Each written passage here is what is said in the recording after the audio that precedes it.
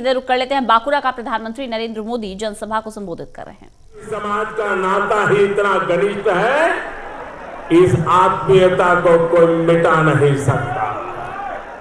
वनवासी समाज के भाई बहन वनवास के लंबे कालखंड में प्रभु राम के साथी रहे, सखा रहे हैं, संकट मोचक रहे हैं। इसी अपनेपन के भाव के कारण वो श्री राम का नाम लेते हैं। और सोचिए दीदी उनके साथ क्या क्या बर्ताव करती है, किसके लिए? किसी और को खुश करने के लिए? तुष्टीकरण और वोट बैंक की राजनीति ने आपको क्या बना दिया है? आपने अपना ये असली चेहरा, दीदी आपने अपना ये असली चेहरा 10 साल पहले दिखा दिया होता तो बंगाल में कभी आपकी सरकार नहीं बनती। ये हिंसा, ये अत्याचार, ये उत्पादन नहीं कर रहा था तो फिर मां माटी मानुष की बात क्यों किया?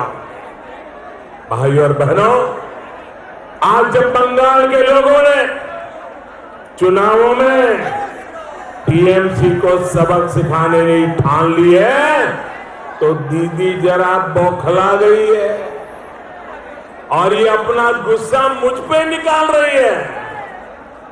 मैंने देखा आजकल यहां दीदी के लोग दीवार पर तस्वीरें बना रहे हैं और तस्वीर में दीदी मेरे सिर पर अपना पैर मार रही है, मेरे सिर के साथ फुटबॉल खेल रही है। आप बंगाल के संस्कार, यहां की महान परंपरा का अपमान क्यों कर रही है दीदी? ये बंगाल तो देश को दिशा देने वाला, ये धरती देश को ताकत देने वाली धरती है। मैं आज बांकुरा से दीदी को कुछ बातें साफ साफ कहना चाहता हूं। पहली ये कि मैं तो अपना सिर हमेशा देश के 130 करोड़ नागरिकों की सेवा में झुक करके रखता हूं, झुका करके रखता हूं, नमन कर करके नहीं रखता। मुझे और मेरी पार्टी को डॉक्टर श्यामा प्रसाद मुखर्जी ने, इसी बंगाल के सपूत ने यही संस्कार दिए हैं हमें। इसलिए दीदी अगर आप चाहती हैं तो अपना पैर मेरे सर पर रख सकती है। दीदी आप मुझे लात भी मार सकती है, लेकिन दीदी मेरी दूसरी बात भी कान खोल करके सुन लीजिए। मैं आपको बंगाल के विकास को लात नहीं मारने दूंगा। मैं आपको बंगाल के लोगों के सपनों को लात नहीं मारने दूंगा। मैं आपको अपने गरीब भाई बहनों, अपने आदिवासी वनवासी भाई बहनों को लात नहीं मारने दूंगा। आप देख लीजिए बंगाल में दीदी आपका किला ढह चुका है। अरे दीदी, ओ दीदी,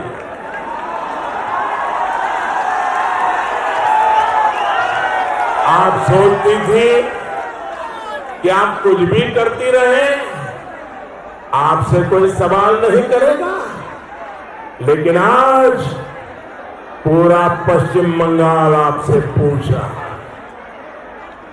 केंद्र सरकार हर घर पाइप से जल पहुंचाने के लिए अभियान चला रही है। हमने सैकड़ों करोड़ रुपए बंगाल सरकार को दिया है, लेकिन यहां की बहन बेटियां बूंद बूंद पानी के लिए परेशान है। नल कहां है दीदी, जल कहां है दीदी, यहां खेतों में पानी क्यों नहीं है दीदी, क्यों यहां तक किसान साल में सिर्फ एक फसल लेने के लिए मजबूर है, यहां सिंचाई व्यवस्थाएं जर्जर क्यों है, परियोजनाएं लटकी क्यों है दीदी, यहां युवा परेशान है, चाकरी उद्योग निवेश कहां है दीदी। आपने 10 साल में सिर्फ खोखली घोषणाएं की हैं, जमीन पर काम कहां है दीदी। और इसलिए आप कह रही हैं फैला हो गए, फैला हो गए। 10 साल बंगाल के भाग्य के साथ खेलकर आपका मन नहीं भरा क्या? 10 साल यहां के लोगों से विश्वासघात करके आपका मन अभी भी नहीं भरा है? आप खेला हो गए बोलते रहिए। अब पश्चिम बंगाल ठान चुका है, पश्चिम बंगाल ठान चुका है, खेला शेष हो गए, विकास आरंभ हो गए। साथियों, दीदी और उनकी सरकार ने 10 साल के दौरान पश्चिम बंगाल में क्या खेला किया, ये पूरा क्षेत्र इसका प्रत्यक्ष प्रमाण है। स्वर्गीय अजीत मुर्मू जैसे हमारे अनेक आदिवासी साथी तृणमूल के खेला के कारण शहीद हो गए। दीदी के 10 साल में सामान्य जन बेहाल हुए, लेकिन टीएमसी के नेता माला माल होते चले गए। बड़ी बड़ी गाड़ी, बड़ी बड़ी बाड़ी, ये किसके पैसे से खरीदी गई दीदी? क्या ये गरीबों का पैसा है कि नहीं है? ये आपका पैसा है कि नहीं है? ये आपका पैसा लूटा गया है कि नहीं लूटा गया है? ये आपका पैसा वापस लौटना चाहिए कि नहीं लौटना चाहिए? इसलिए दीदी को जाना चाहिए कि नहीं जाना चाहिए? दीदी जाचे, दीदी जाचे, दीदी जाचे। बंगाल के गरीब लोगों के पैसों से मालामाल हो रहे हो। साथियों, जब बालू का डंपर कई गुना महंगा हो जाएगा तो कमाई तो बालू माफिया की बढ़ेगी, कटमनी वालों की तो बढ़ेगी। घर बनाने में सामान्य नागरिक को होने वाली परेशानी से दीदी को क्या फर्क पड़ता है? कुछ नहीं। जब घर बनाने के हर सामान पर कट लगेगा तो सिंडिकेट वालों का खजाना तो बढ़ेगा ही। भाई और बहनों, मैं जितना दीदी से आपके सवाल पूछता हूं उतना वो मुझ पर गुस्सा करती है। अब तो कह रही है कि उनको मेरा चेहरा भी पसंद नहीं है। अरे दीदी, मैं तो मास्क लगा के आता हूं।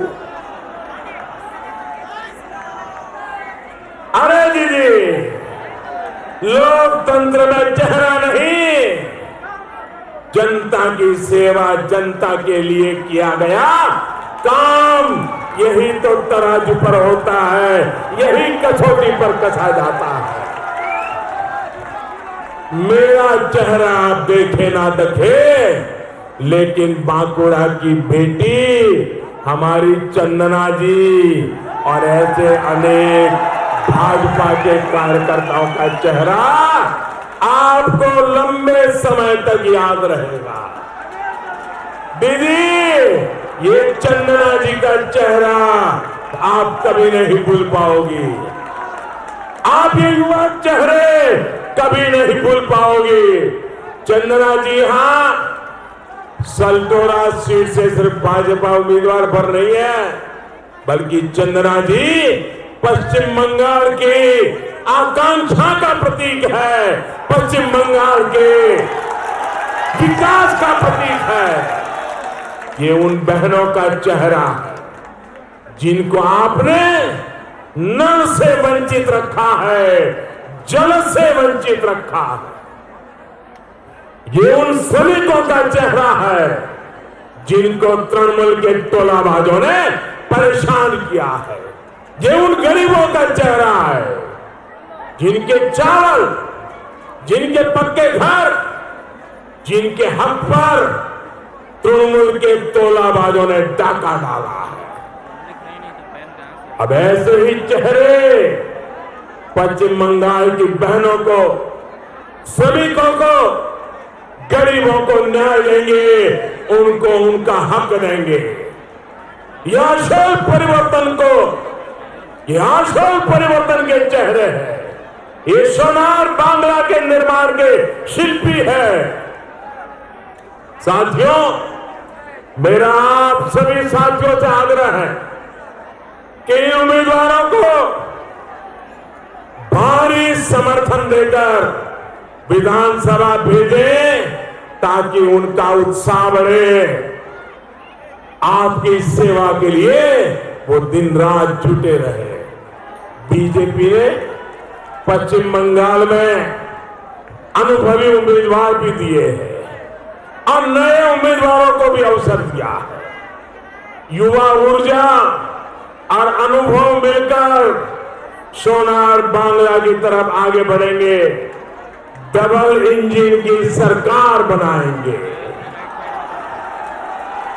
मैं इस बार बंगाल के चुनाव में पहली बार वोट डालने जा रहे फर्स्ट टाइम वोटर से अपने नौजवान साथियों से भी कहूंगा कि सोनार बांग्ला के सपने को सच करने के लिए भारी मात्रा में वोट डालिए।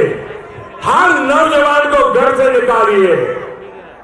आपसे पहले की पीढ़ियों का बहुत कीमती समय लेफ्ट, कांग्रेस और टीएमसी ने गंवा दिया है। 3-3, 4-4 पीढ़ी बर्बाद कर चुके हैं लोग। नौजवानों, आपको बर्बाद मुझे नहीं होने देना। आपके भविष्य को बर्बाद नहीं होने देना। इन तीनों पार्टियों की दुर्नीतियों की वजह से बंगाल के लाखों प्रतिभाशाली लोगों को पलायन करना पड़ा है। इन तीनों पार्टियों की दुर्नीतियों की वजह से बंगाल उतनी तेजी से विकास नहीं कर सका जितना करना चाहिए था।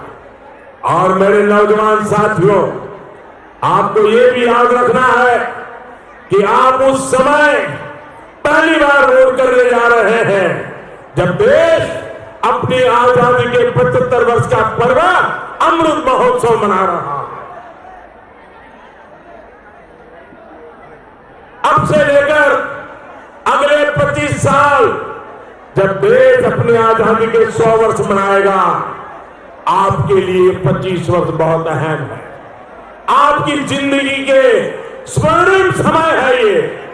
बंगाल में आपको भ्रष्टाचार मुक्त व्यवस्थाएं मिले, इसके लिए बीजेपी की सरकार बंगाल में लाना बहुत जरूरी है। बंगाल में विकास को सर्वोच्च प्राथमिकता देने के लिए बंगाल में बीजेपी सरकार जरूरी है। आपके कॉलेज, यूनिवर्सिटी की आधुनिकता बढ़ाने के लिए बीजेपी की सरकार जरूरी है।